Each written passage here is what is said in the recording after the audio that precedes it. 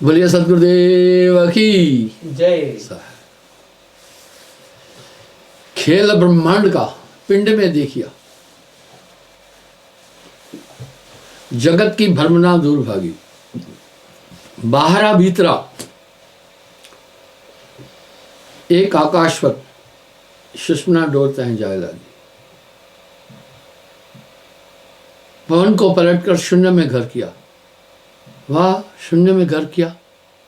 आपको ध्यान होगा, मैंने योगा वशिष्ठ के माध्यम से सरस्वती देवी और लीलावती का संवाद सुनाया था। क्या यथार्थ में अब यहां क्या कह रहे हैं? खसखस के दाने के अंदर शायद खुदा का बसता है। कष्ट करे नैनों के तिल में, यहीं से उसका रास्ता है। जब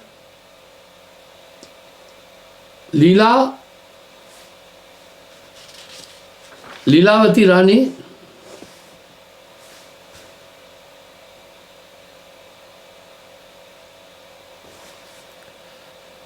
जब प्रबुद्ध लीला देवी सरस्वती के साथ राजा पद्य के कक्ष में पहुंची तो उसने सरस्वती से पूछा, हे देवी, मुझे समाधिस्थ हुए कितना काल व्यतीत हो गया है।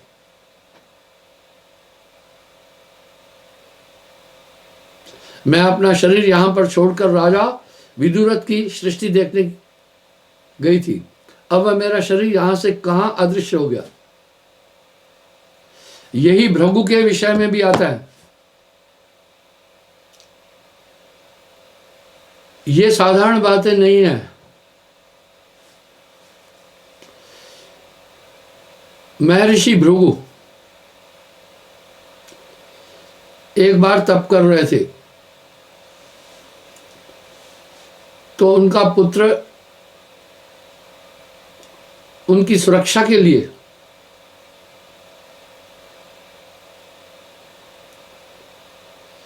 आज मैं ये वृत्तांत आपको बताऊंगा। कुछ स्वानुभूति की चीजें जो मैंने घटित होती देखी है, यथार्थ वो आपसे साझी करूंगा।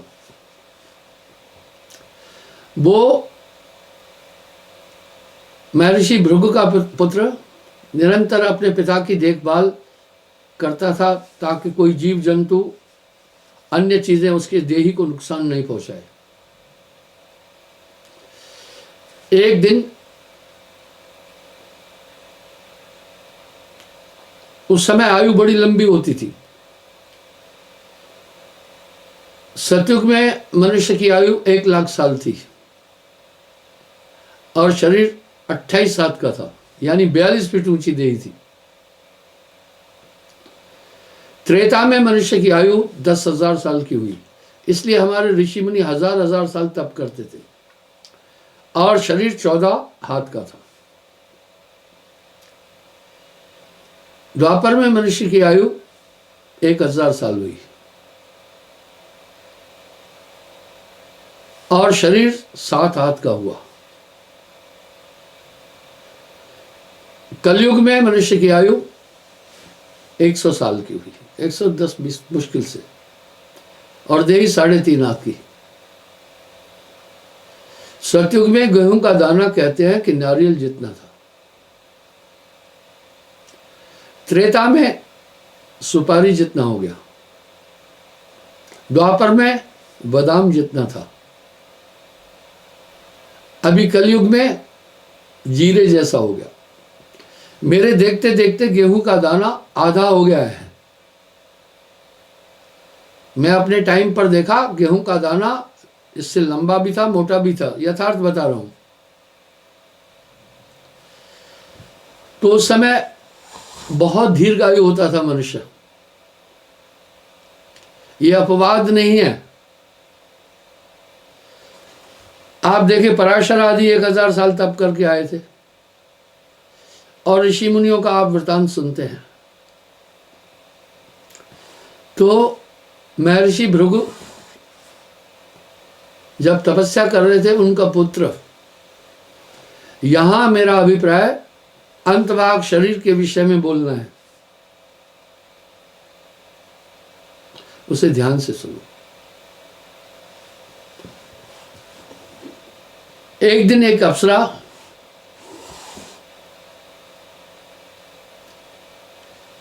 राजमार्ग से जा रही थी, बड़ी सुंदर थी। ऋषि पुत्र की नजर उस अप्सरा पर पड़ी, मोहित हो गया।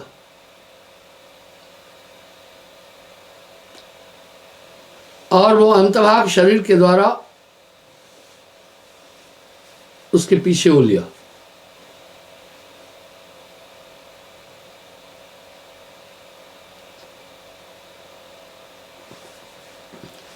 वो देवलोक तक पहुंचा। वहां उसने अपनी इच्छा व्यक्त की कि मैं इससे विवाह करना चाहता हूं। तब उसे उत्तर मिला, विवाह के लिए भौतिक शरीर की आवश्यकता है, इसलिए तुम्हें मृत्युलोक में जन्म लेना पड़ेगा। वो अप्सरा और भृगुपुत्र मृत्युलोक में आकर जन्म लिए और उसी संयोग से उनका विवाह हुआ। इस तरह वे एक दूसरे से बहुत प्रेम करते थे।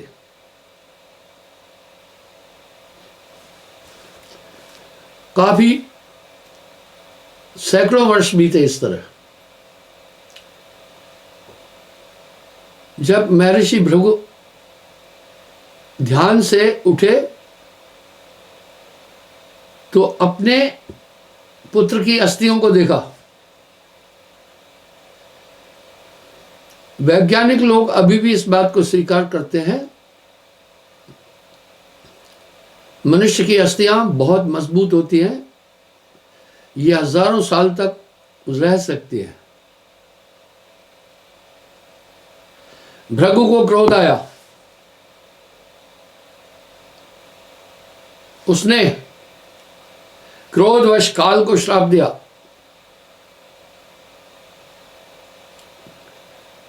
कि जाओ तुम नष्ट हो जाओगे।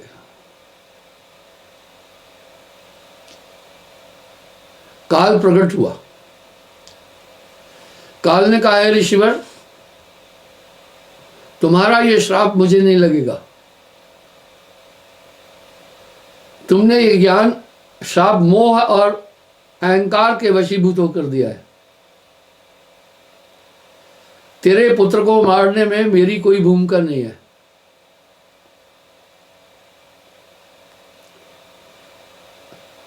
क्योंकि वो फला नाम की अप्सरा पर मोहित हुआ। अपना ये स्थूल शरीर छोड़कर वो अंतभाग शरीर द्वारा उस अप्सरा के साथ देवलोक तक पहुंचा। वहां जाकर उसने विवाह की कांक्षा की। उसके पास भी तप की शक्ति थी। देवलोक से उसे ये बताकर भेजा गया मृत्युलोक में कि जाओ, अगर शरीर करना है, शादी करना है तो स्थूल शरीर की आवश्यकता पड़ेगी। तुम्हारा अगर संकल्प है तो वो इस पृथ्वी पर ब्राह्मण ब्राह्मणी के रूप में उनका जन्म हुआ और विवाह हुआ। वो अभी भी जीवित है वहां।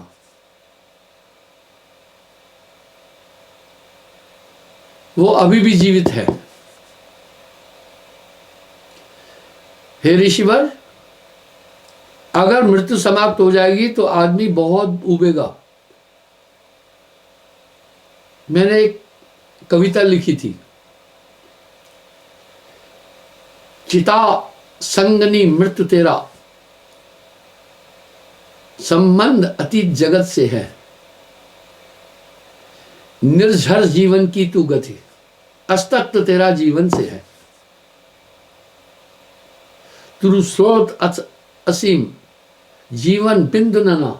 वाह, यानी निश्चित मृत्यु है। इसलिए अगर मृत्यु खत्म हो जाएगी, जगत का अस्तित्व खत्म हो जाएगा। कई बार लोग मृत्यु को आहुति भी करते हैं। इसलिए ऋषिवर, तुम्हारा यह श्राप ज्ञान युक्त नहीं है। आओ मैं आपके पुत्र को दिखाता हूं।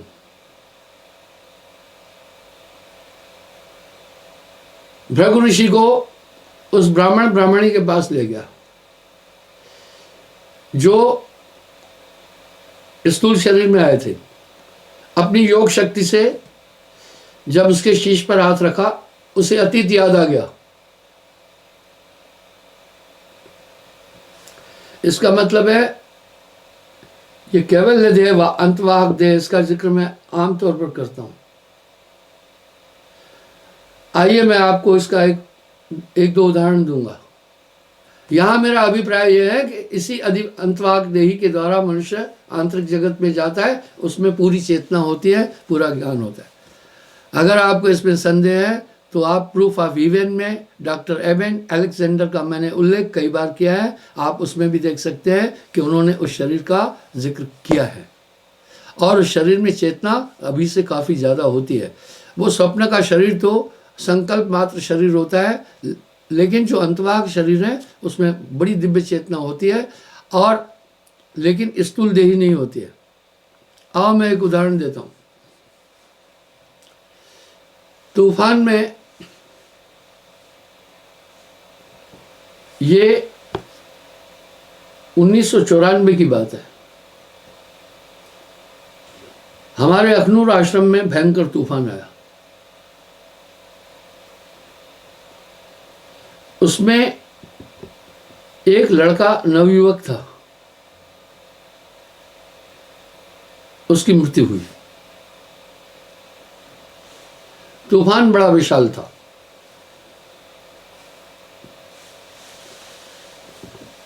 मेरा जो कुल्ला था, इसको पटोहा भी कहते हैं, बाशा भी कहते हैं, घास का था, वो भी थोड़ा डैमेज हुआ। तो मुझे लोगों ने कहा आप इससे बाहर आए, दूसरे कमरे में चलें। मैं वहां आकर बैठा दूसरे कमरे में। आपको यथार्थ बताता हूं। इतने में वो बालक मेरे पास आया जिसकी मृत्यु हो चुकी थी, और वो दीवार के नीचे दब गया था। मुझे आकर बोला मेरा शरीर छूट चुका है। उसने मुझे कहा कि मेरा शरीर छूट चुका है। मैं चौंका। ये इन्फॉर्मेशन बिल्कुल पक्की थी। मैंने लोगों से कहा, अशोक नाम था, मैंने कहा अशोक कहाँ है? लोगों ने कहा वो कहीं बाजार गया है।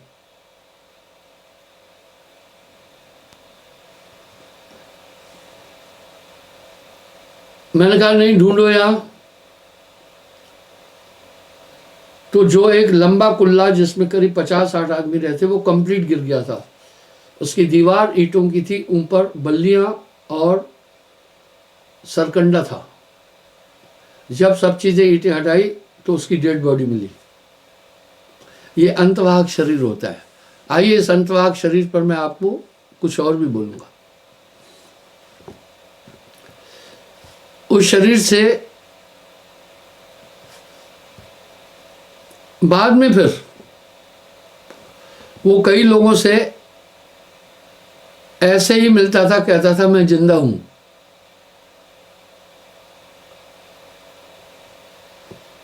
एक बार वो अपनी बहन के पास पहुंचा, उसको नींद से उठाया और बाहर लाया दरवाजे के। कहा देखो मैं जिंदा हूं कि नहीं। यार सरस्वती जी लीला को भी यही संवाद बता रही है, और इसी अंतवाहक शरीर के द्वारा ये हजरत मोहम्मद 7 आसमान पार करके गए थे। इसी अंतवाहक शरीर से ही मीरा भाई ऐसे ही नहीं बोल रही है, मीरा मनमानी सूरत सैल आसमानी। उस समय ये स्थूल शरीर यहां रह जाता है। यही अध्यात्म बहुत जटिल है। मैंने इस पर कई बार अपने विचार रखे हैं। वो भ्रमांक नहीं है, जिनकी मुझे प्रत्यक्ष अनुभूति है वो विचार रखे हैं। ऐसे अंतभाग शरीर द्वारा को ही नानक देव जी ने इंगित किया ना, अखे बाजो पेखना बिन कन्ने सुना, हथे बाजो करना बिन पैरे चलना, नानक हुकुम पछाड़ के जीवत मरना। अब ये अंतभाग शरीर को कैसे प्राप्त करते हैं साधक लोग? ये दो प्रकार से प्राप्त हो जाता है। जो आंतरिक जगत का भ्रमण करने वाले हैं, कभी कभी गुरु कृपा से उन्हें सोती अवस्था से भी जगाया जाता है और प्रज्ञावस्था में लाया जाता है।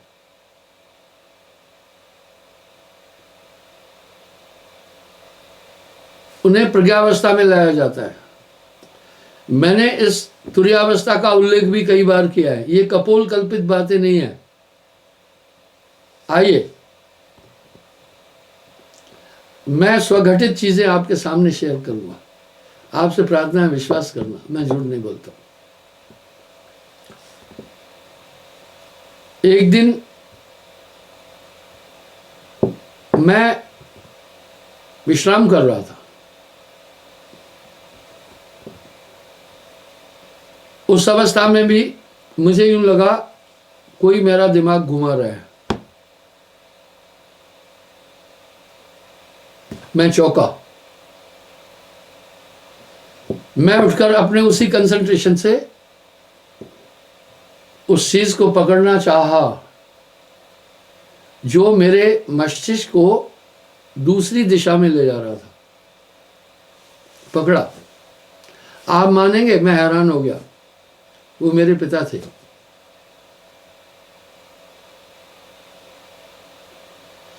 मैंने उनसे पूछा, नमस्कार किया, प्रणाम किया। मैंने पूछा, आप क्या कर रहे थे? बोला, तुम्हारी स्थूल चेतना को मैं कन्वर्ट कर रहा था और सूक्ष्म चेतना में ला रहा था। मैंने बोला, ऐसा क्यों कर रहे थे? बोला, अगर खुली आंख में कोई ऐसी दिव्य विभूति या दिवंगत आत्मा आ जाए तो आदमी डरता है। जैसे बेहोशी में यह ऑपरेशन किया जाता है, तो वो चीजें जो है पहले इंसान की इस अवस्था को डाइवर्ट करती है। यही जब आप देखते हैं, प्रेत आत्माएं भी जब किसी के शरीर में प्रविष्ट होती है तो उसके कॉन्शियंस में ही वो आती है, उसके कॉन्शियंस को ही बदल देती है। उस आदमी को बाद में क्या हुआ ये कोई पता नहीं चलेगा। फिर मैंने पूछा, हाँ आप बोलिए क्या चाहते हैं? मुझे उन्होंने बोला, देखिए, मोह सकल व्याधिन को मूला, अपनी बेटी के लिए यानी मेरी छोटी बहन के लिए कहा, इसका ध्यान तुम रखना है, इसका ब्याह अच्छी जगह करना और इसका तुम्हें हमेशा ध्यान रखना है। मैंने उनको कहा, ठीक है, 6 भाई है, आप मेरे पास क्यों आए? बोला, बाकी नहीं कर पाएगा कोई, तुम कर लोगे। मैं कहा ठीक है। साथ में मुझे कहा, जब भी तुम्हें जरूरत हो मुझे बुलाना, मैं तुम्हारी मदद करूंगा। देखा, मैंने कहा आप चिंता न करें, आप जहां हैं मैं आपको वहां से उठाकर अपने सही गंतव्य तक ले जाना चाहता हूं। आप शांतनु की तरफ देखें। महाभारत काल में भी आप देखें, धृतराष्ट्र को आकर के शांतनु ने कई बात बोली थी, जबकि वो तो पहले चल चुके थे। और वहां धृतराष्ट्र का संवाद था, मैं विचित्र भीड़ से संबंधित हूं, तुमसे नहीं। कहने का भाव ये कपोल कल्पित बातें नहीं है, ये अंतभाग शरीर, यही सरस्वती जी लीला को समझा रही है। लीलावती एक रानी थी, वो सरस्वती की उपासक थी। आपको ध्यान होगा, थोड़े दिन पहले मैंने आपको एक ब्राह्मण का वृतांत भी बताया था, जिसने विष्णु जी से कहा था कि मैं तुम्हारी लीला देखना चाहता हूं। ये आत्मा अनंत शरीरों में भ्रमण करती रहती है। आपको फिर मैं एक और उदाहरण देता हूं। ये जम्मू के बाड़ी ब्राह्मण का वृतांत है। एक बालक की मृत्यु हो गई थी, उसका पुनर्जन्म हुआ। लेकिन वो अपने माँ बाप को हमेशा ये कहता रहता था, मेरा घर ये नहीं है, मेरे माँ बाप आप नहीं है, मेरे माँ बाप फलां जगह रहते हैं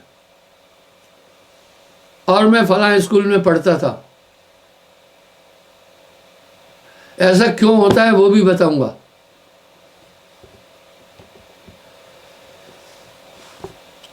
जब हमेशा वो यही बात बोलता था, आखिर में माता पिता ने सोचा जो इस जन्म के थे, चलो देखते हैं कैसा कैसा है। ये बात यहां काफी प्रसिद्ध भी है और बड़ी पुरानी भी है।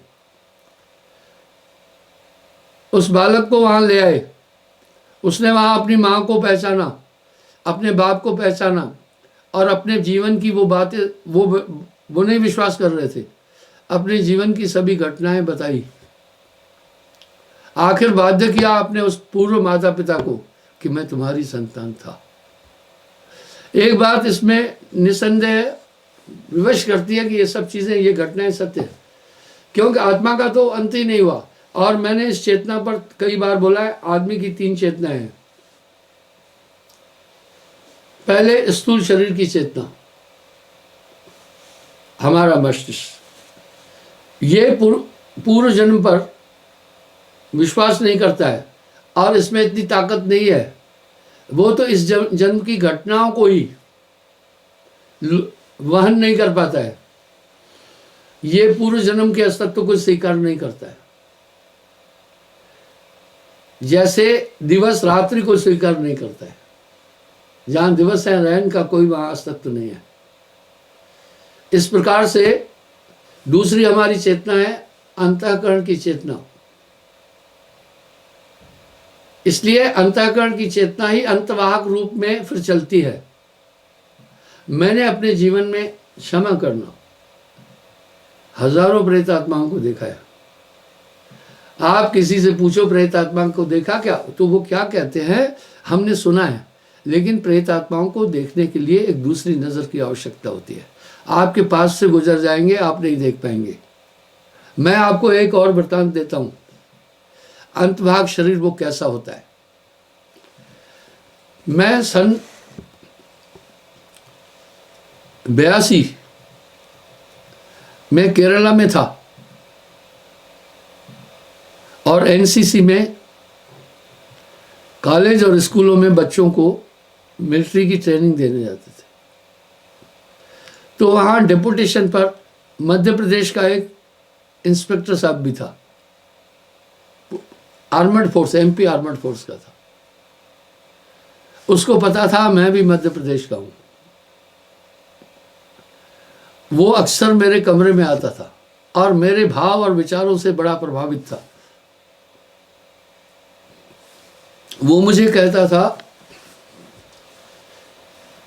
कि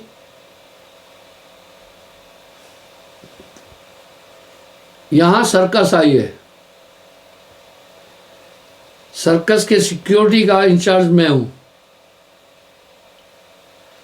इसलिए मेरे पास 2 वीआईपी पास है, आप मेरे साथ चलो। और ये जादूगर जो है प्रसिद्ध है, जादूगर था जूनियर पीसी सरकार। पीसी सरकार बहुत बड़ा मैजिशियन था। मैं कहा मैं एक जादू देख रहा हूं संसार में, काल पुरुष का। सिनेमा और जादू में मेरी आस्था नहीं है, मैं नहीं देखता हूं। तो लेकिन वो जब भी मेरे रूम में आता था, चाय वगैरह में पिलाता था, बातचीत होती थी, थोड़ी रूहानियत की बात भी होती थी, तो वो मुझसे काफ़ी प्रभावित था। पर जब भी आता था मुझे यही कहता था कि मेरे पास 2 वीआईपी पास है जादू देखने की।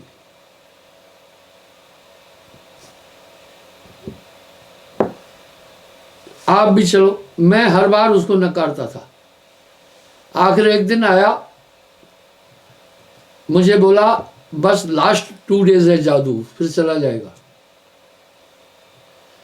उस इंस्पेक्टर ने ठान लिया था कि इनको साथ ले जाएंगे, इनके साथ देखेंगे, अगर ये नहीं जाएंगे तो मैं भी नहीं जाऊंगा। तो मुझे कहा ये बहुत कीमती टिकट है, चलो क्या है। मैंने कहा चलो ठीक है, मैं चलता हूं।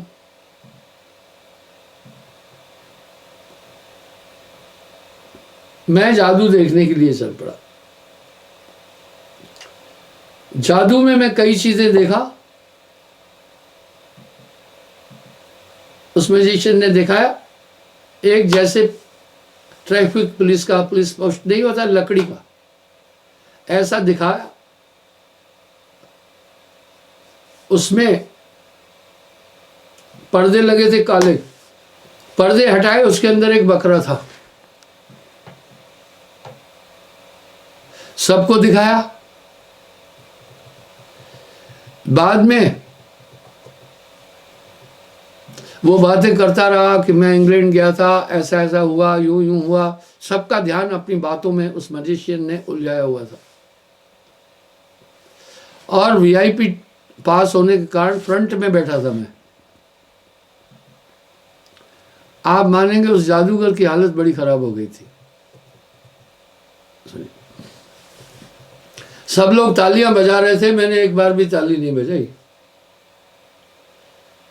अब उसने क्या दिखाया, बंद करने के बाद फिर कहा, गिली गिली गिली गिली कर कर ऐसे किया। जब पर्दे हटाए तो एक पतली सी खूबसूरत लड़की सफेद वेशभूषा में यूं खड़ी हो गई। दुनिया ने वो तालियां बजाई, क्या बताऊं। मैंने ताली नहीं बजाई, वो मेरी तरफ बड़े गौर से देखता रहा और झेप गया। उसे पता चल गया कि ये आदमी मेरी हाथ की सफाई और पूरी चीज को ठीक से समझ रहा है, इसलिए अब उसका कंसंट्रेशन मुझ पर टिक गया। जब भी कोई आइटम दिखाता था, छुपी नजर से मुझे देखता था। दरअसल लड़की को बनाने के लिए ब्रह्मा ने स्त्री और पुरुष बनाए, ऐसे लड़की नहीं बन सकती है। अगर बकरे से लड़की बन जाती ना तो मेरे भाई कोई भी माई ऐसे कंसीव नहीं करना था बच्चे को पेट में। मूर्ख दुनिया है, तालियां पीटे जा रही थी। इस तरह वो काफी आइटम दिखाया। अच्छा, वो जादूगर पहले ही बोलते हैं, माफ करना, ये नजर की सफाई और हाथ की सफाई और नजर का खेल है। अब देखें, आप देखना, फिर देखते हैं एक तलवार से गर्दन काटते हैं, देखा ना, वो दो होते हैं, उनको ऐसे जोड़ा जाता है, क्या बताऊं क्या आर्ट है। तलवार से जब गर्दन काटते हैं तो खून भी होता है।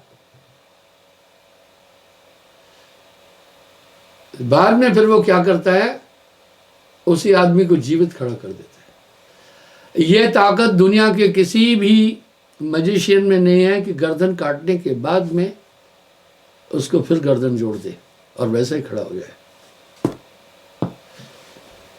उसमें दो लड़कियां होती है, कुछ ऐसी पोजीशन में होती है, उन दोनों को यूं जोड़ देते हैं, धड़ और गर्दन। वाह क्या बात है।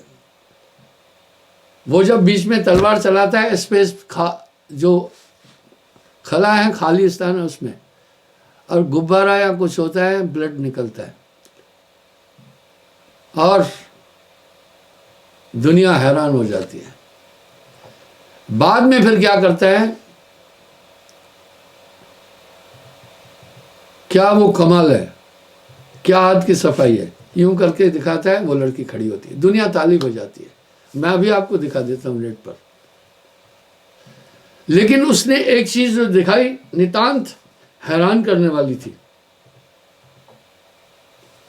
वो क्या चीज थी, हॉरिजॉन्टल, वर्टिकल एक बार थी, वर्टिकल, उसमें एक लड़की आई, उसने हाथ सीधा करके और पूरी बॉडी हॉरिजॉन्टल, जमीन से 5 फीट ऊपर ऐसे हवा में की। मेरे ख्याल से दुनिया का ऐसा कोई जिम्नास्ट नहीं होगा जिसमें इतना दम हो कि एक हाथ से बार को पकड़कर वर्टिकल बार को पकड़कर हॉरिजेंटल पूरी बॉडी हवा में ले जाए, कोई भी नहीं कर सकता है। मैं एकदम चौंका जब मैंने अपनी एकाग्र दृष्टि से देखा, एक प्रेत आत्मा उसको उठाए हुआ था यथार्थ में। जब उसकी मुझ पर नजर पड़ी, कांपा और उसे छोड़ना था, मैंने इशारा किया नहीं। अब आप कहेंगे आपने कैसे देखा? देखने वाले कयामत की नजर रखते हैं, देखने वाले कयामत की नजर रखते हैं, जमीन तो क्या आसमां की खबर रखते हैं। जब आदमी ऐसे अंतवाक शरीरों को प्राप्त कर जाता है, ये चीजें इंसान में आ जाती है, पर मेरी इस बात को दूसरा आदमी अदरवाइज में लेगा, इसलिए मैं उतनी ही बात करता हूं जितना इंसान समझ सके। इसका मतलब है उस प्रेत आत्माओं को पाबंद किया गया था।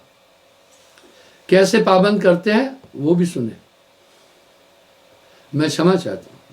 अमावस्या की रात्रि को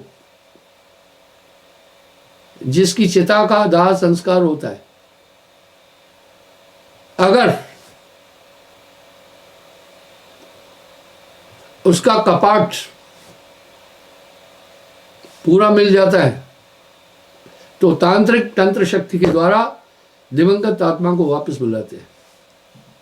पर ये सब बातें आज कपोल कल्पित लगेगी, इसलिए कहते हैं कपाल क्रिया मस्तिष्क जब तक नहीं फूटे तब तक शमशान घाट से नहीं जाना चाहिए। और ये तंत्र और विद्या आसाम और बंगाल में काफी प्रचलित है।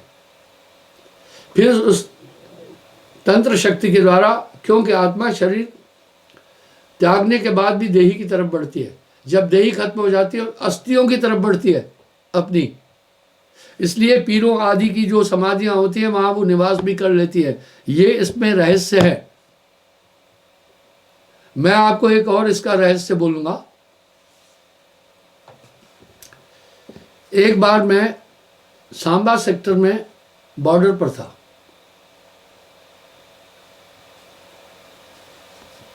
मैं किसी कार्य से अपने हेडक्वार्टर से वापस आ रहा था, अकेला था। वीरान रास्ता था, हल्का सा जंगल था। मुझे एक आवाज आई, साहिब बंदगी।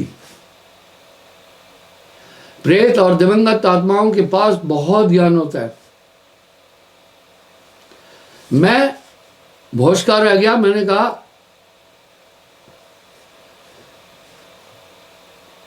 इस वीरान जगह पर मुझे साहिब बंदगी कौन बोला?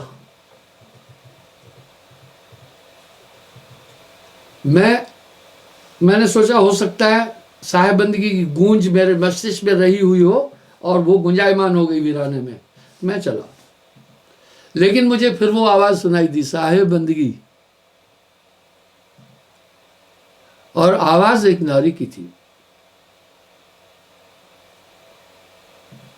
मैं फिर देखा, कुछ नहीं है। अब मैं चला तो मैं पीछे की तरफ देखता हुआ आगे बढ़ रहा था। वहां झाड़ियों के बीच से तब मैंने देखा एक स्त्री मुझे दोबारा बोला, साहिब बंदगी।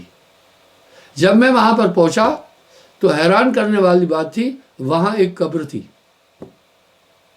इसलिए कुछ लोग यहाँ पीरों कब्रों की तरफ बढ़ते हैं। हर चीज के अंदर कुछ न कुछ वास्तविकता है, पर जानने वाली हो। तो आप सोचे वहां उस शो में कम से कम हजारों लोग बैठे थे, किसी ने भी उस प्रेत आत्मा को नहीं देखा। मेरा अभी भी दावा है, अगर दुनिया में कोई ऐसा जमनाष्टक आ जाए,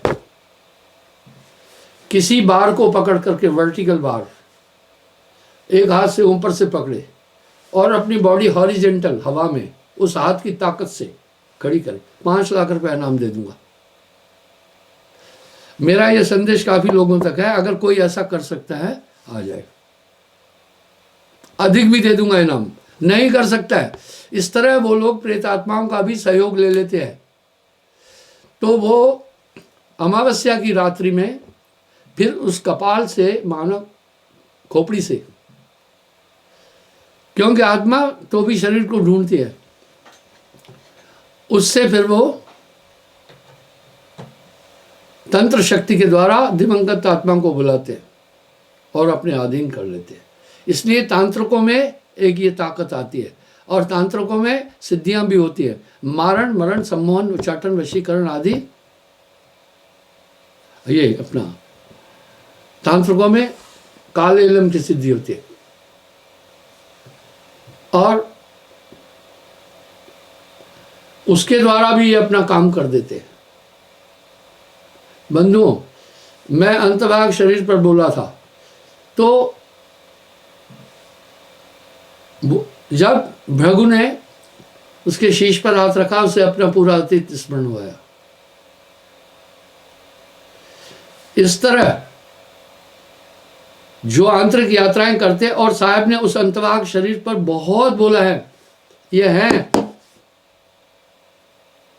हैं, पर आदमी इसको समझ नहीं पाता है। कभी कभी आप जो ऐसी घटनाएं देखते हैं वो परम ज्ञान अवस्था में होती है, लेकिन मन यहां भ्रमित कर देता है। इसलिए एक सूरत का जो शरीर है, सूरत से देख सकी वह देश, वो अब यहां साहब भी तो कह रहे हैं ना, पैर बिन चल गया शहर बेगमपुरा, तहाँ बैन बिन बोलना, और नैन बिन सूझे बैन बिन बोलना, आपका खेल कहो कौन जाने। तो इस तरह की स्थितियां इस शरीर में घटित होती हैं। जो कंसंट्रेशन से उस शरीर की प्राप्ति कर लेता है, तो वो फिर अपने गंतव्य तक बहुत जल्दी जाता है। सूरत जात नहीं लागत बारा, वो इतना तीव्र अंतवाहक शरीर होता है, उसमें चेतना अभी से बहुत हजारों गुना ज्यादा होती है। वहां ब्रह्म नहीं होता है, वो पूरी चेतना, यही चेतना जब हमारी चेतना अधिभौतिक शरीर में आ जाती है, शरीर के गुणों को धारण करती है फिर। इसलिए जो सतलोक में हंस है, उनके पास अधिभौतिक शरीर नहीं है, या जो स्वर्ग आदि में है, उनको ये शरीर तो यहाँ रह गया, पर अपनी कल्पना और वहां की स्थिति के अनुसार शरीर प्राप्त होते रहते हैं। इसी प्रकार जो नर्क में भी जाता है, वो यहाँ मेरा ये प्रयोजन है, नर्क स्वर्ग को तो सभी धर्म भी मान रहे हैं। बात तो खत्म हो गई ना, जब यहाँ देही खत्म हो गई। इसका मतलब है ये शरीर का अंत होने के बाद भी बाकी कुछ है, वो नित्य है, आत्मा है। ये इस तरह आत्मा नाना जन्मों में, नाना योनियों में भटकती रहती है। साहब कह रहे, चल अंसा सतलोक छोड़ो ये संसारा, ये संसार काल है देशा, या कर्म का जाल पेशा। क्षमा चाहूँगा, समय हो रहा है। आज मैंने आपको अंतवाहक और अधिभौतिक शरीर पर बातचीत की। ये सब हैं, ये सब हैं, पर नाम के बाद उनका प्रभाव आप पर नहीं पड़ेगा। भूत पिशाच है सब न्यारा, अद्भुत नाम सदा रखवाला। पर घायल की गति घायल जाने, क्या जाने वेद बिचारा। यहाँ मुझे याद आ गया, फिर एक वृत्तांत बताता हूँ। मेरे पास एक वृद्ध आया, उसने आकर मुझे प्रार्थना की कि महाराज मेरे घर चरण रखो। आपको विश्वास से बताता हूं, मैं कोई ओझा तांत्रिक नहीं हूं, लेकिन हजारों लोग जो प्रेत बाधा से पीड़ित थे, नाम के बाद वो ठीक हुए, वो नाम की शक्ति से। उसने मुझे कहा हमारे घर चलो, मेरे घर में कुछ असाध्य सा है। मैं कहा ठीक है। जब मैं वहां गया, वहां सब लोग थे। मुझे एक आदमी कमर तक गड़ा हुआ दिखा, घर का कोई आदमी नहीं देख पाया। मैं उससे पूछा भाई क्यों हो यहाँ? बोला महाराज ऐसा है, एक प्रेत आत्माएं वो होती हैं जो कहीं भी चलती फिरती है, एक वो होती है जो उसी स्थान पर रहती है। मैं यही हूं, मैं यहां से जा नहीं सकता हूं, इसलिए मैं यही हूं। ऐसी प्रेत आत्माएं फिर वातावरण क्या बनाती है, आदमी को विवश करती है, ये घर खाली कर चले जाओ।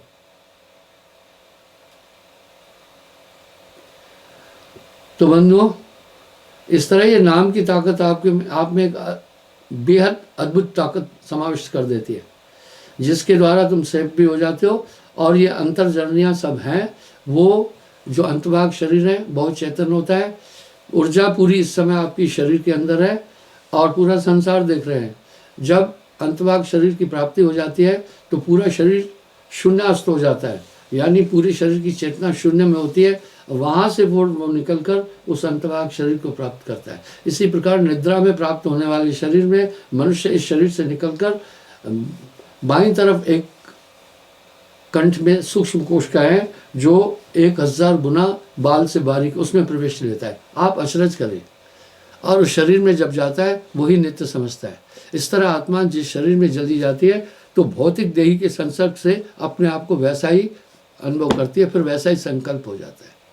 क्षमा चाहता हूँ, समय हो गया, कल पुनः हाजिर हो जाऊँगा।